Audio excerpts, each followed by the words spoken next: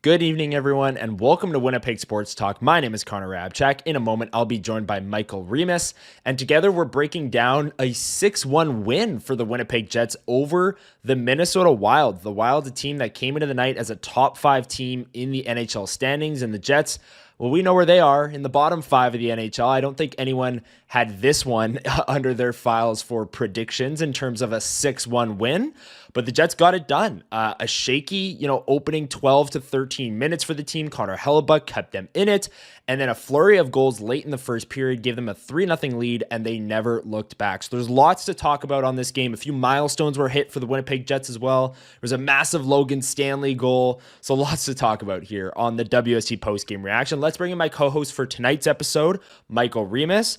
Mike, thanks for joining me. And what's kind of your initial takeaway / reaction as the Jets defeat the Wild 6-1? I wasn't thinking that.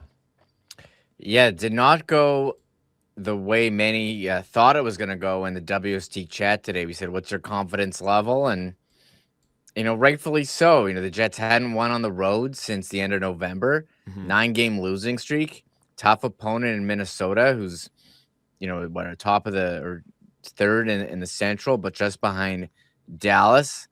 They've played them tight all year. But how was it going to go? How would the Jets perform on the road? And, for the first 10 minutes, it was kind of what you saw from the Jets the majority of the season. But they get a break, get a penalty, get a 5-on-3, and the game really just turned on that, and they ran away with it. It's been, this is the Jets that you've seen the last couple games that have had no problem scoring goals, not the Jets from, the first, from their losing streak where they couldn't score at all. Yeah. And the goals all coming in from very tight, or a lot of them coming in from very tight in front of the net. And now they're all of a sudden 4-game win streak. And how long is this one going to go? Could you reverse the 11-game losing streak with a lengthy winning streak? But hey, take it one game at a time. Nice win over a division rival. A great performance, and looking forward to Saturday's game now against the Toronto Maple Leafs back at home. Absolutely. And I know the Wild were without Joel Eriksson Ek in this game, their top line center, so that was a big blow for them. But like you said, I mean, you take it one game at a time, and going on the road against the Minnesota Wild at any time is a tough ask for any team, given how good they've been this season. And the Jets come away with a 6-2 win. Very impressive. And to me, Remis, you talked about how this looked like kind of the Winnipeg Jets putting things together, the secondary scoring getting on board. To me, this was also like, obviously they won 6-2, so it's easy to sit here and say this was like last year, but in the sense of there was a down part in the game and Connor Hellebuyck kept them in it. The special teams was a big factor. The Jets going 2 for 4 on the power play and the Wild going 0 for 3 on their power plays, I think was huge. And then the key timely goals where the Jets score, and Remis, I know you saw this. Josh Morrissey's clapper at the end of the first period was with 1.6 seconds left. I know they changed it after, but as soon as the puck went in, you look at the TSN scorebug, and it was 1.6 seconds left. So that was a funny moment there. But they're getting those timely late goals. The special teams is coming around. Connor Hellebuyck looks like himself, at least he did tonight. This is, to me, why it felt like, maybe the most convincing win the Jets have had maybe all season. The Washington game is absolutely up there, but this one, the way that it just felt like after the 10 minutes, they just controlled all of this game, Remis, to me, puts it up there. And if we were doing a Chud's power poll, it's up there in terms of most convincing wins this season. Yeah, this one, the degree of difficulty, I think, higher than against Washington because you're going on the road into Minnesota. And yeah, 10 minutes in, I was looking at the shots, 7:30 left. The shots are 10-0 Minnesota. You're like, this is not going well. And the top line, you started seeing they had an extended shift around the 10-minute mark where they thought they really controlled the play. And look, you catch a pretty, I don't say lucky break, but Matt Boldy, high stick Sandberg in the corner. And then on the zone entry, Velarde, he gets tripped by Marcus Foligno. That's a trip. He stopped skating. He held his stick there. It was definitely a trip. And this is a spot where, okay, the Jets power play with a chance to turn the game. You haven't played well. They hadn't capitalized on that during that losing stretch. The power play hadn't been very good.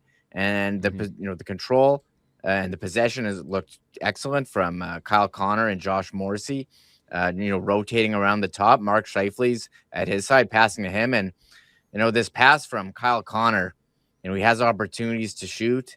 You almost start to wonder, like, about his lack of scoring on the power play. He went about a year without scoring a power play goal. But this quick pass, look at that. He just finds the seam, and Mark Shafee gets a quick shot. Velarde's there, and Taves bangs it in for his fourth goal, and fourth straight game with a goal. Pretty incredible. And when they haven't played well, and you get a break and they take advantage, and that's not what they did during that losing streak at all. So credit to the Jets for sticking with it and scoring first. Absolutely. This was a 5-on-3, as you can see here by the goal visualizer. And it wasn't only Jonathan Taves' fourth straight game with a goal, it was his 900th career point. So a big milestone there for Jonathan Taves, who I believe became the fifth player from his draft class to reach that milestone, 900 career points. So awesome for Taves. And yeah, he's on a heater right now. Like, he's got 4 goals in 4 straight games. And I think all 4 of them have a combined distance of maybe 4 feet. They've all been right in the crease. And that's what Scardinale, he was talking to Dan Robertson before the game in kind of the pre-game segment there that TSN holds. And Scardinale was saying, yeah, when all of our guys have scoring slumps, I'm telling them to get to the front of the net, get the greasy goals. And Jonathan Taves has absolutely been taking that advice here, because all of his goals, like I've said, have come off of rebounds. They've been greasy. They've been right in the crease. And some of them have been on 5-on-5, but a few of them have been on the power play as well. And he kind of got the bump up to that top unit to win faceoffs and all of those things. And he's absolutely doing that right now. And undoubtedly playing his best hockey of the season for this Winnipeg Jets team right now. I want to bring up that Josh Morrissey goal, because Jonathan Taves played a part in that one as well, winning the faceoff. This is late in the first period. Let me back this up here. There's 3 seconds, 4 seconds left on the clock here when this faceoff is being dropped. Jonathan Taves wins it back to Mark Scheifele, who looks to shoot, kind of drags a defender to him, tees it up for Josh Morrissey, who unleashes a one-timer, goes bar down over the shoulder of Jesper Wallstedt. And this one, like, the Wild played a good first 12 minutes. The Jets didn't have a shot on goal. The Jets scored 2 quick ones, but okay, you go into the first period, you're only down 2, and you were the better team for the majority of that period, is what the Wild would have been saying. But this one, to me, Remis, was kind of I know there's a lot of time left, but it kind of felt like a dagger, where it's like, oh, this first period wasn't just a good period for the Jets. It might be the kind of period that puts this game away entirely. Yeah, and they really picked it up after the power play goal. There was a shift where they had a ton of zone time. DeMello and Stanley were on defense with the top line, and you saw them move it around, maintain possession, and they really built on that. And, the fourth line with Morgan Barron coming back, they got the goal, and you're like, oh, the Jets score in the final minute of a period to extend a lead. Like, that's not what used to happen to this team. And it was, the fourth goal again, scoring when they're getting the depth scoring. You saw, multiple lines get goals, which we hadn't seen before, and that you're seeing regularly during this win streak. And it's amazing, they score at 19:49, so 11 seconds left in the period. Yeah. To even get that face-off with that little time, incredible. And it's not the first time they've done this face-off play near the end of a period where Taves wins it, and it results in a goal. And credit to Scheifele, opens the lane for Morrissey, who just puts it past the Wild goalie. And yeah, the game felt, for a normal team, it would feel out of reach. For the Jets, what we've seen lately, it seemed like no lead has been safe, but they were able to shut down Minnesota for the rest of the game. I mean, they allowed the goal. We'll get into the second period. They allowed the goal and then kept scoring after that, right after. And the third period was basically nothing really happened there. They closed the door. So credit to the Jets. And yeah, the turning point for me was, it's amazing how the turning point can be like a 5-on-3 power play. Yeah, with 5 minutes left in a period, but that it flipped the switch for the Jets, and they were putting the pressure on Minnesota, and they got to their game after not having a very good first 13 minutes until that moment. It was pretty incredible how it flipped there. 100%, because when they were going on that 5-on-3 power play row, they had no shots on goal. So it was like, okay, finally they'll at least just get some sustained offensive zone time. That was what you were kind of happy about there. And as we know, they parlayed that into multiple goals and a 3-0 lead through the opening 20. But yeah, this Winnipeg Jets team did a great job I thought generating off the cycle in this game, it wasn't a game where I didn't feel like there was a lot of room in the neutral zone really on either side. I didn't think it was really high flying, but the Jets, like I brought up that Tanner Pearson goal earlier from the fourth line. That came after a shift where they're working the puck down low, they're cycling it, they're getting it to the front of the net, and that's how they're getting these greasy goals. And you look at Jonathan Taves in the middle of the crease, you get a goal from Josh Morrissey from far away. That's a Canadian Olympian. He's doing his thing. And then the second period, Remo. Let's get to it. The Logan Stanley bomb. Unbelievable shot. Like Logan Stanley's had some highlight reel goals this season with the clappers, right? But this one was something else. So this was a second power play unit shift. And as you can see, Matt Zuccarello steps out of the box right as Stanley is essentially shooting this. So it goes down as an even strength goal. But Logan Stanley with no Pionk and no Colin Miller, who are both week to week, is on that second power play unit, and he looks to make a pass. Marcus Foligno kind of tips it, but he keeps it in. And then as time expires on the power play, just a back scratcher of a clapper that he just steps into. And even on the goal visualizer here, the puck moves pretty quick past Jesper Wallstedt. This was an absolute rocket. There was a half second for me where I was like, did that go in? Where did that puck even go? Did that go straight into the netting? What just happened there? And then it cuts to Logan Stanley in the corner going, no, that's a goal. And you can hear him on the live mic say, that's a goal. Just another awesome moment in what has been an awesome season for Logan Stanley Remis, and the confidence is just, I mean, it's on full display. You don't need me to tell you that his 8th goal gives him confidence. You can just see it in the way that he's stepping into clappers from the dot as the second power play expires. Yeah, what was the miles? Was that like 90 miles an hour? I didn't catch it on the broadcast. That doesn't get published. It's not on the game log. But it was a very tight window there. And a couple of the goals, Scheifele's as well, seeing eye shot that are so hard, quickly in and out of the net. And yeah, Stan on power play 2 with Pionk out, gets an opportunity. And I mean, there's a 6'7" man winding up for that giant clapper, putting it top corner. You can certainly feel that one. And yeah, when the moment where, okay, is Minnesota going to make a push here? They have great offensive talent. We did have the Quinn Hughes, breakaway that Hellbuck stuffed, and Minnesota did take the penalty that as well. I mean, the game could have turned, but Stan, I mean, what a season he's having in a contract year, steps up, and what a bomb, what a shot. And he's done that all year. He's always had a good shot. Scored 2 goals on Carey Price in a playoff game, and now he's putting it all together in this season here. Incredible stuff. Yeah, so his previous career high in goals, as we know, and we've belabored this point, was 1 in a full season. And now he's at 8 this year.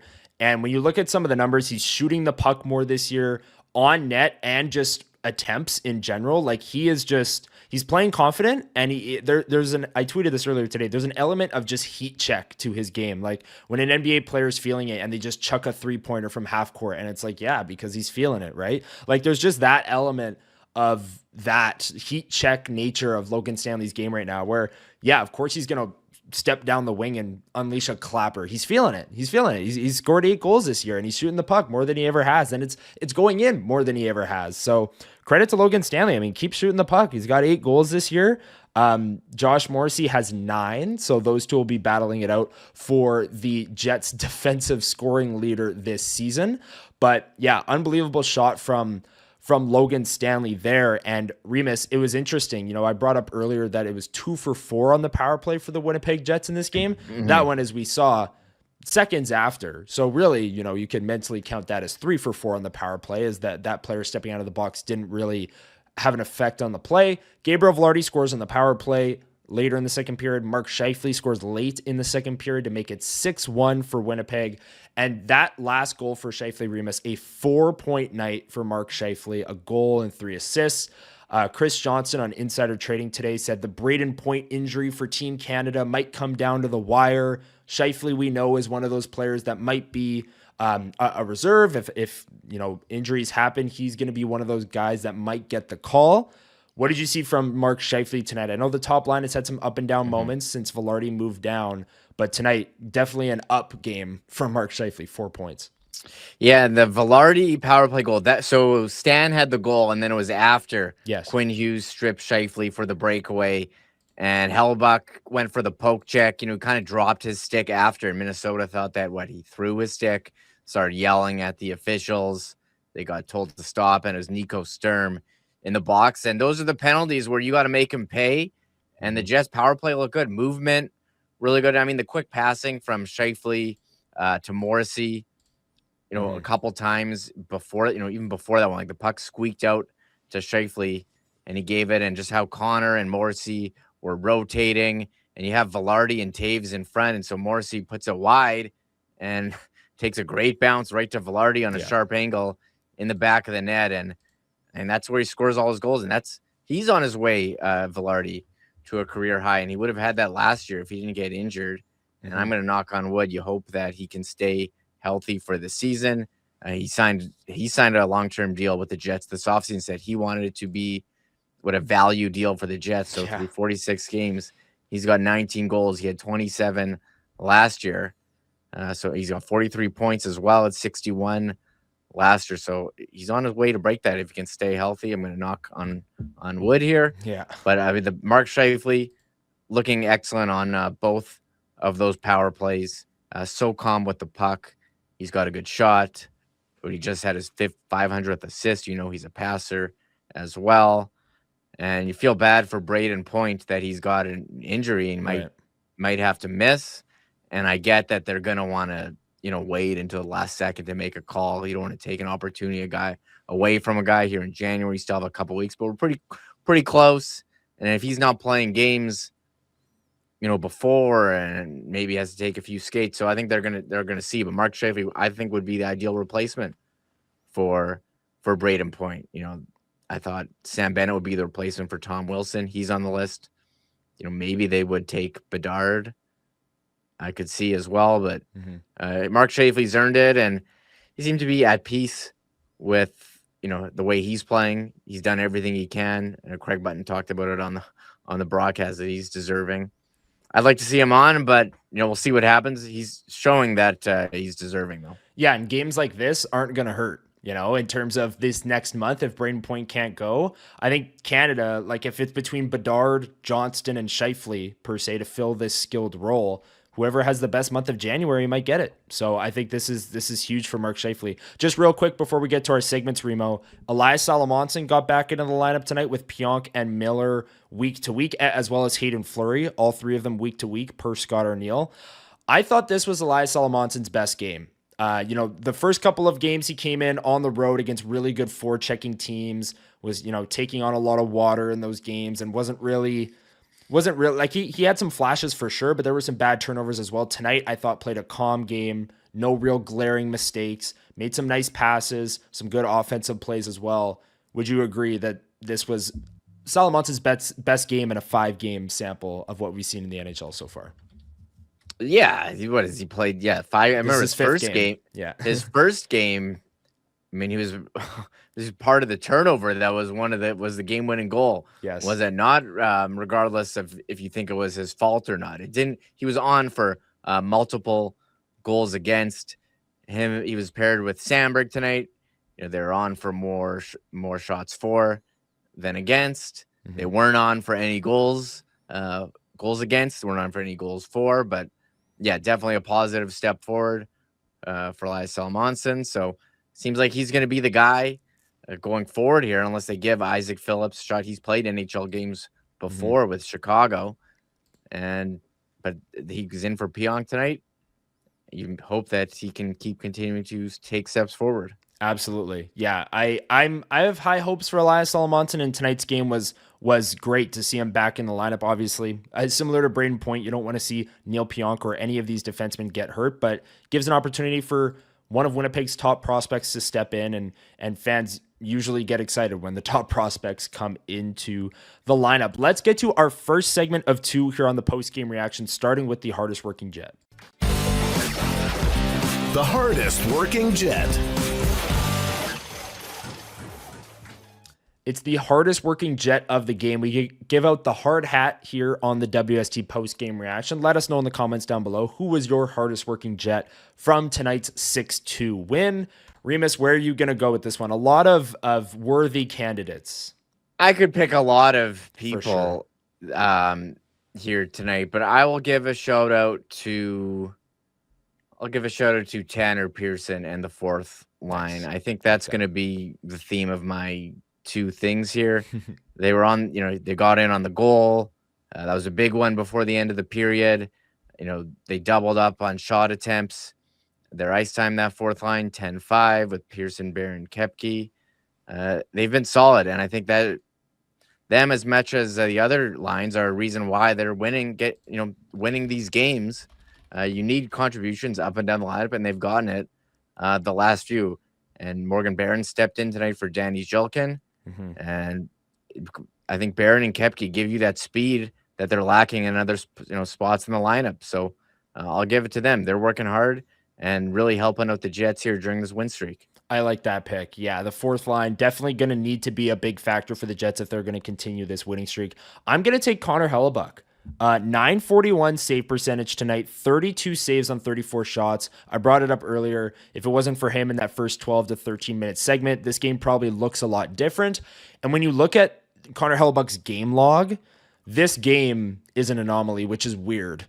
Given Connor Hellebuyck's sustained success over the past number of years here, since he's returned from his knee surgery, there's been, even the last 5 or 6 games here, he had 941 save percentage tonight, but before that, 852, 889, 867, 871, 852. Not saying it was all his fault. The situation in front of him wasn't perfect by any means, but it's just not the level that we expected from Connor Hellebuyck. Coming into tonight's game, his save percentage was 899 on the season. I can't remember the last time I saw Connor Hellebuyck's save percentage below 900. So it's back above 900 now after tonight's game. But Connor Hellebuyck, I think we wanted to see more from him as well as the rest of the team get back to that Vezina Hart Trophy form. And tonight's game, especially the first 13 minutes, he was huge for this Winnipeg Jets team. So I'm going to take Connor Hellebuyck as my hardest working Jet. Remis, let's get to our second segment. A lot of, worthy candidates for this one as well. What's your standout stat from tonight's game? Oh, man. Well, I could pick, the number of goals this team has scored during this win streak. Yeah. Or in the last 5 games even. I think it was, 20 in the last 5, averaging 4 per game. And tonight, they put up another 6. But mine is going to be, and I made sure, Connor, to not say it while we were talking throughout this. I made sure not to ruin it, but it is 4 goals. What is it? 4 goals in the last 5 games here for the fourth line. Nice. That is the theme of my 2 things. They were not getting any contributions from the second line before, and I'm sure you could do a standout stat for Jonathan Toews. The Lowry line. We weren't getting a lot from anyone. Only the top line was the line contributing goals. But to be getting goals from your fourth line in these games, such a luxury. Danny Jilkin stepped in immediately, lit a spark, and they're going to the net in the hard areas. So credit to the fourth line, all the lines really, but you need contributions up and down the lineup, and they are getting that, which they were not before. So awesome to see. Awesome to see, indeed. You mentioned that you could do one for Jonathan Toews there. Sportsnet Stats tweeted this out during the game. 4 straight games with a goal for Jonathan Toews. That's his first 4-game goal streak since March of 2014. I was 11 years old, probably going to grade 5. I don't know. That's a long time ago, man. Connor, Going back here. No, March 2014 was a long time ago. So that's a crazy stat. Shout out to Sportsnet Stats for bringing that one up. My standout stat, a lot of talk is about Logan Stanley this year, of course, with the 8 goals. His shooting percentage is 16.7 on the season right now. He's a career 3% shooter, and right now he's at 16. He's ballooned big time. He currently this season has a higher shooting percentage than the following players: Macklin Celebrini, Jason Robertson, David Pastrnak, Austin Matthews, Cale Makar, Kirill Kaprizov, Tage Thompson, Cole Caulfield, JJ Peterka, Dylan Gunther, Kyle Connor, and Alex DeBrincat, and many more, but I just didn't continue down the list. Those are elite snipers around the league. And Logan Stanley has a higher shooting percentage, shooting at a higher clip than all of those players. So Logan Stanley, he's shooting more than he ever has, and they're going in more than they ever have for him. So I found that one to be interesting for sure. Remis, it's 4 straight wins for the Jets. You and Huss will be live tomorrow, Friday, 1 o'clock, breaking it down on WST Daily. But looking ahead to Saturday, what interests you about the Jets matchup against the Leafs? Yeah, the Leafs are playing right now a game they've had circled on their calendar all year against Vegas. As the time of recording, it's the 4-2 Toronto with 17:57. They're on a road trip, but they beat Colorado, lost to Utah. What they're missing, William Nylander, but it's always a tight game. So I'm looking forward to seeing all the Leaf fans at Canada Life Center. And for the Jets, I was kind of checked out thinking, hey, they don't really, the shots at a playoffs are very slim. You'd have to go on an epic heater, but they're taking it one game at a time. I think they need to win like 9. They need to go on a 9-game win streak here if they want to. So I'm looking to see if they win. Plain and simple. Do what they've been doing, and I'm just looking for one thing that matters at this point: winning. Just get it done if they have any hope of staying in the playoffs. 43 points, a number of teams ahead of them. A lot of those teams are going to be. Some of them are going to be 5, 6 wins. So if you want to gain ground, you need to go on a major heater. So I'm looking for one thing, Connor. The W, winning. Nice. That is nice. That is what matters. I'm keeping it simple. That's here. a good coach answer. That's coach speak. I'm looking to see if they get a win. Points. Get the 2 points. I'm looking for. That's what I want to see. And and it's always a nice game. Hockey night in Canada. Oh the 6 p.m. start against Toronto. Building's gonna feels like a big game. The building's I'm sure gonna be full. Yeah, probably full of Leaf fans. But they just need to win. That's it. Just do what they've been doing. Here's the thing, Remis. Like you're bang on, and it's crazy how the Jets have gone. Okay, they lost 11 straight, and they were basement of the NHL, right? And since then, when they were at their lowest, at the 11-game losing streak, they were 11 points out of a playoff spot. They've won 4 straight. They've only leapfrogged one team in Vancouver because Calgary won tonight as well. So they still haven't leapfrogged Calgary. And Utah won tonight, and this standings thing isn't updated. So Utah is actually in the first wild card with 52 points. San Jose is in the second one at 51 points, putting the Jets 9 points out of a playoff spot still. So, we saw it in the East. The Buffalo Sabres had 8 points out of a playoff spot because it's 51. The Buffalo Sabres won 10 in a row, and it got them to the wild card line, essentially. So the Jets are going to have to go on a major heater if they want to make the playoffs, and hey, to win 10 in a row, you got to win 4 in a row first, and that's what the Jets have done so far. So we'll see if they can keep it going on Saturday against the Toronto Maple Leafs and see if they can keep this streak rolling. That's going to do it for us on this edition of the WST Postgame Reaction. Tune in tomorrow, Winnipeg Sports Talk Daily, 1 o'clock for more reaction to this Jets and Wild game and more previewing for the Jets and Leafs game Saturday, Hockey Night in Canada. So for Michael Remis, I'm Connor Hrabchak. Thanks for watching this edition of the WST Postgame Reaction. Hit the like button on the way out if you enjoyed the video, and we'll talk to you tomorrow, 1 o'clock, right here on Winnipeg Sports Talk.